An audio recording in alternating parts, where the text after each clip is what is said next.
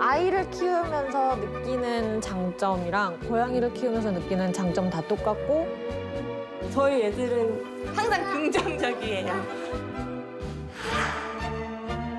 늘 그냥 털과의 전쟁이에요.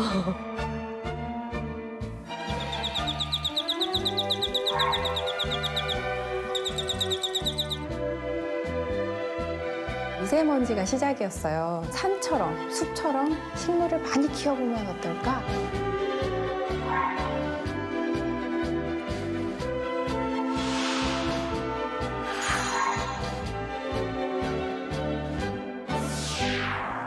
고양이와 함께 사는 윤수리네는 어떨까? 6마리 고양이에게서 빠지는 털의 양이 상당하다.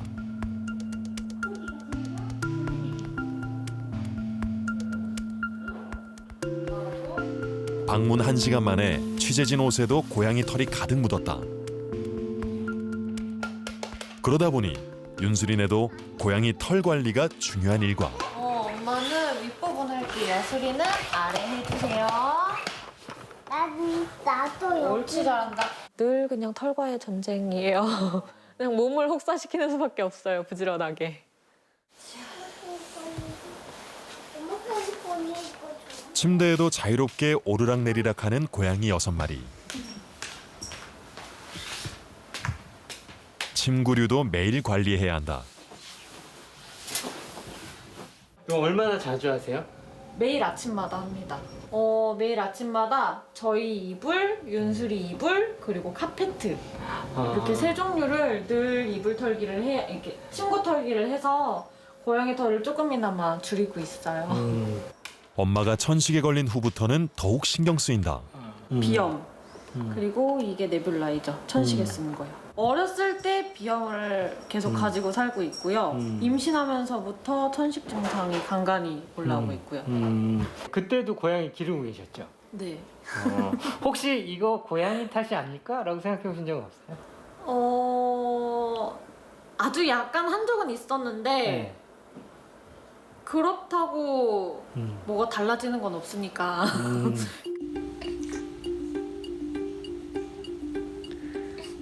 태어나면서부터 고양이와 한 침대에서 뒹굴며 자란 윤수리. 철저히 관리한다고 하지만 윤수리가 고양이 털에 노출되는 걸 완벽히 막을 수는 없는 상황. 여기다가.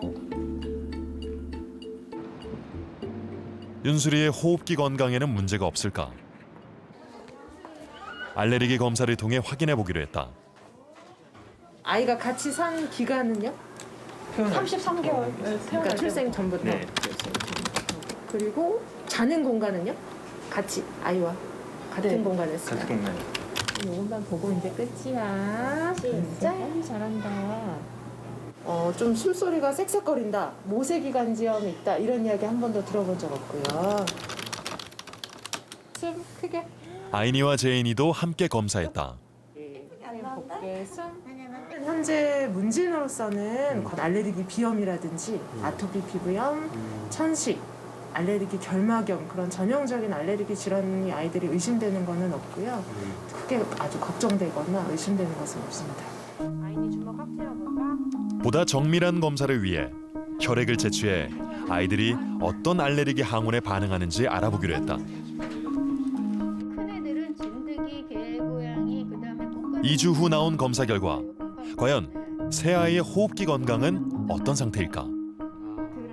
세 어린이 모두 아주 깔끔하게 알레르기가 없는 것으로 나왔어요.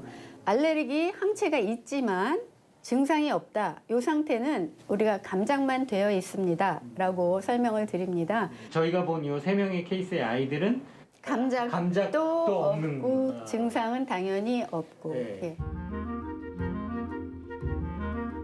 아이니와 제인이는 또래에 비해서 잔병 치레도 없이 컸다.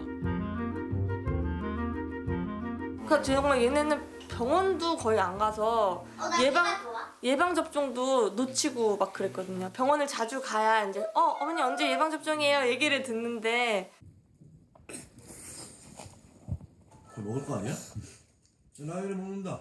엄마는 두 아이가 신생아 시절부터 반려견과 밀접하게 붙어 생활했기 때문에 아이들의 면역력이 좋아졌다고 생각한다. 요즘 애들은 또 너무 깨끗한 환경에서 자라는데 우리 애들은 이렇게 얘는 막 더러운 건 아니고 자연물이니까 같이 생활을 해서 그렇지 않나 이렇게 저희 부부만 얘기해요. 스웨덴의 한 연구팀이 발표한 논문에 따르면 생후 1년 동안 개, 고양이와 같이 생활한 아이들은 여러 가지 알레르기 항원에 반응할 확률이 낮은 것으로 나타났다.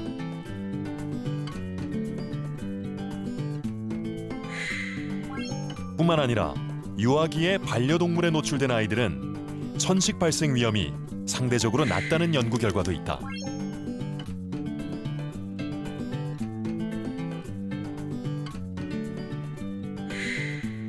하지만 반대되는 의견도 있다. 국내 연구에 따르면 유아기에 반려동물에 노출될 경우 개와 고양이 관련 알레르기에 반응할 확률이 높고 천식 발생의 위험도 증가한다는 것이다.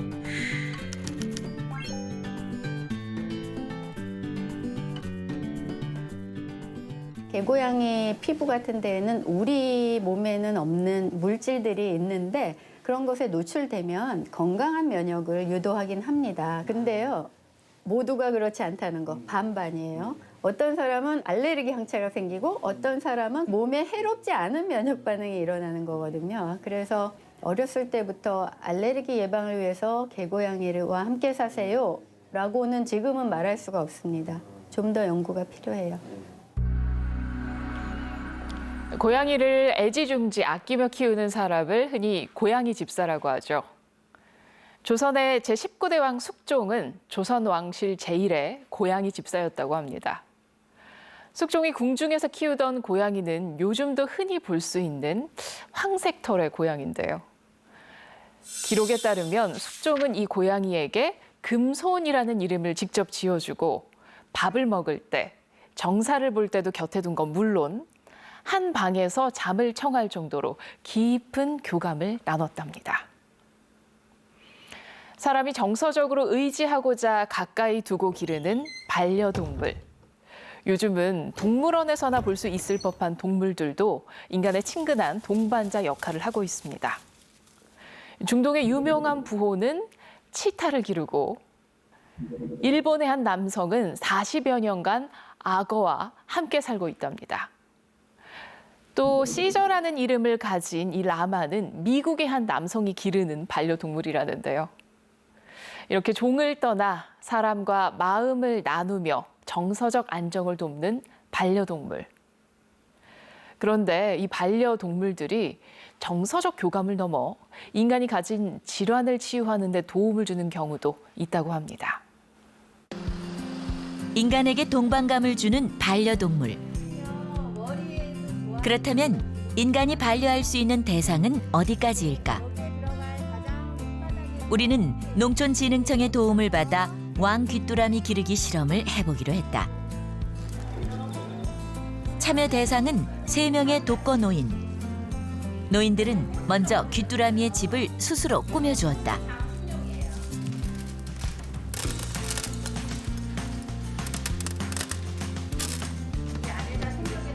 그리고 각자 7마리의 귀뚜라미를 분양받은 후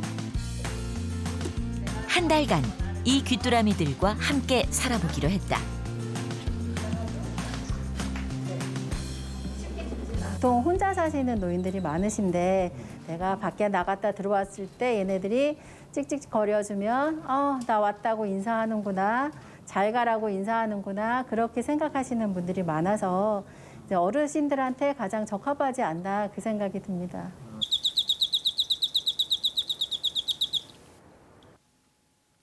첫날부터 쉬지 않고 울어대는 수컷 귀뚜라미.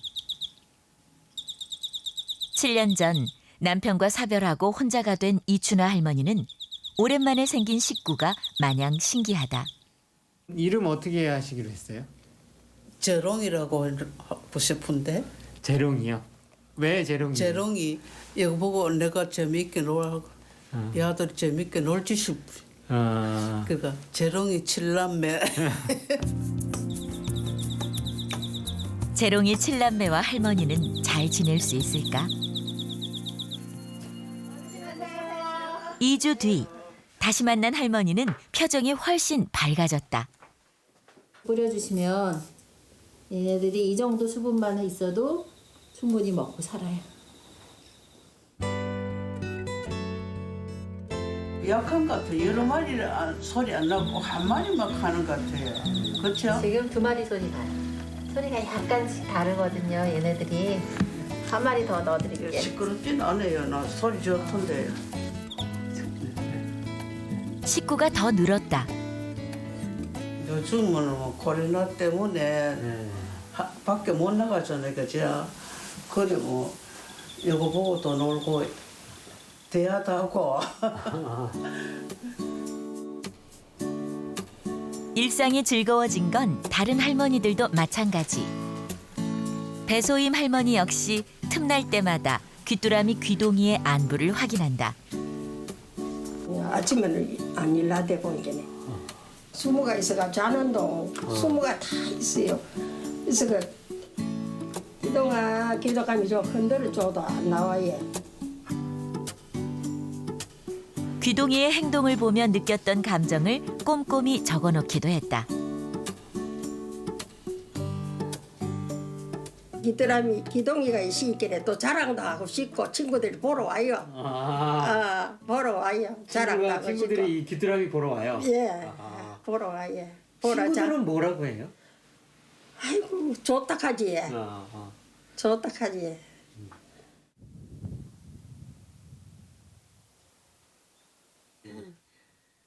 김명화 할머니는 귀뚜라미 7마리에게 모두 다른 이름을 지어줄 만큼 애정을 쏟았다.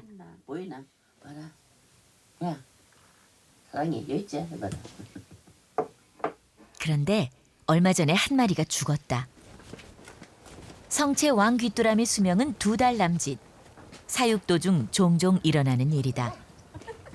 여기다 이래 묻어놓고는 딴 데 갈 데가 없어. 여기가 풀을 해놨어요. 내가 혼자 소리 해놓고 이래. 요 신경 쓰네. 그게 표시예요? 예. 여기다 묻었다는. 아니 왜 묻어주시기까지 했어요? 놔두면 딴 게 먹잖아. 죽은 거 돈탄데 다만 잡히면 안 되잖아. 딴 것들 뜯어 먹잖아. 그래 나면 이 땅 속에 혹시나 살아날란가 싶어서. 귀뚜라미와의 교감이 할머니들에게 어떤 영향을 줬을까? 몇 가지 검사를 통해 알아봤다. 7, 4, 2. 이거 한번 거꾸로 해볼까요?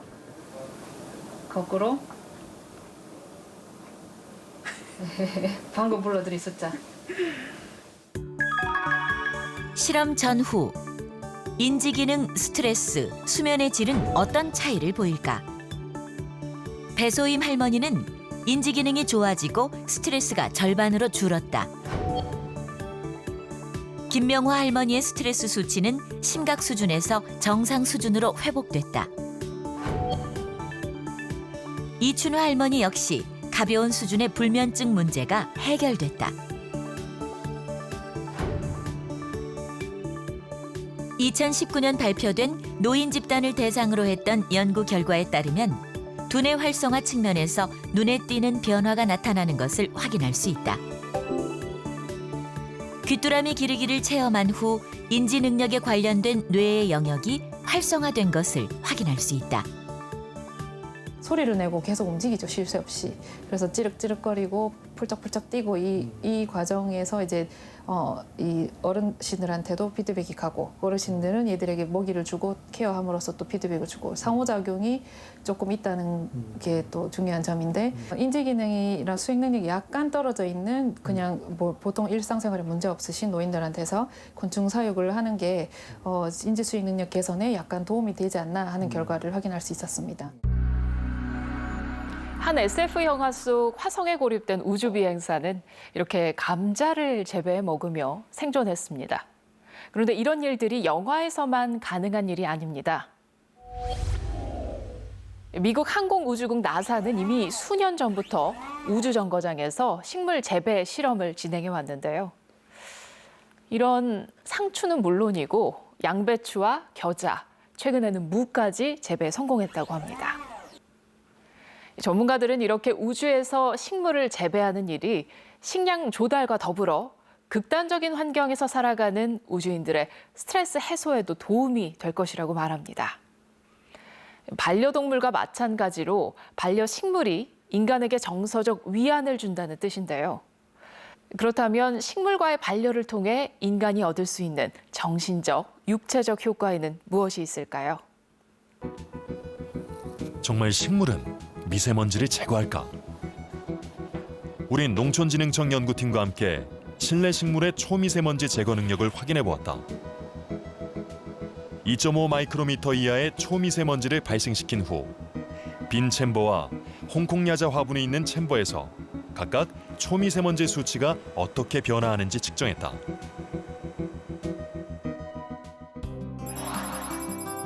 그 결과 식물이 있던 챔버에 초미세먼지가 30% 가까이 더 많이 제거되는 것을 확인할 수 있었다.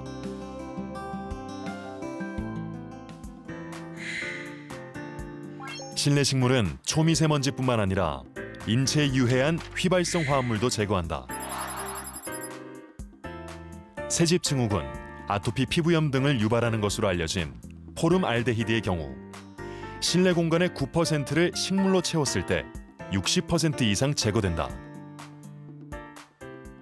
식물이 이 휘발성 유해한 물질들을 흡수하는 데는 상당히 탁월한 효과들이 있습니다. 주로 이제 예를 들면 포름알데히드나 이런 것들은 흡수를 해서 독성이 있잖아요. 포름알데히드가. 근데 기공으로 들어가면 안에서 포름산으로 바뀌고 이게 이산화탄소로 바뀌어서 칼빈 사이클, 그러니까 동화작용을 거쳐서 당으로 전환되기 때문에 독성이 있던 물질이 전혀 독성이 없는 물질로 이렇게 전환이 돼서 제거됩니다.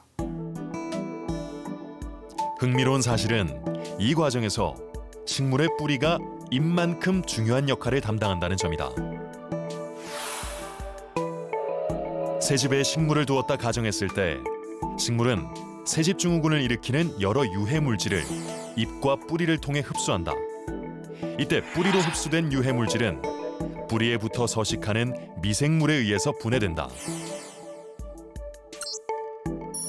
포름알데히드의 경우 잎에 의한 흡수가 조금 더 높지만 톨루엔의 경우 뿌리에 의해서 더 많은 양이 제거된다고 한다. 뿌리가 있으면 뿌리 근처에 미생물이 잔뜩 붙어 있는데 이제 우리가 오염된 공간으로 오잖아요. 아까 예를 들면 포름알데히드 있는 데로 오잖아요. 아니면 톨루엔이 있는 이런 실내로 가지고 오면은 그 톨루엔을 먹는 미생물이 뿌리 쪽에서 재보면은 많이 늘어납니다. 저희들 해보면 한 3일 동안은 계속 늘어나요. 그러면은 식물이 공기정화 효과가 계속 올라갑니다. 재보면은 많게는 6배 가까이 올라가요. 반려식물도 반려동물처럼 기능을 할까? 농촌진흥청은 요양병원, 학교, 교도소 등 다양한 공간에서 식물 기르기가 어떤 효과를 발휘하는지 연구하고 있다. 우선 노인 같은 경우에 주말 농장에서 참여한 어르신들 대상으로 했을 때 이제 우울한 부분이 정상 단계로 이렇게 회복되는 경우하고요. 또 총 콜레스테롤이나 체지방률이 낮아지는 그런 신체적인 향상 기능이 있었고요. 초등학생 같은 경우에는 스트레스를 측정하는 코티졸 함량이 낮아진다거나 또는 공격성이 낮아지면서 이제 좀 관계 형성들이 좋아지는 그런 단계에 있었어요.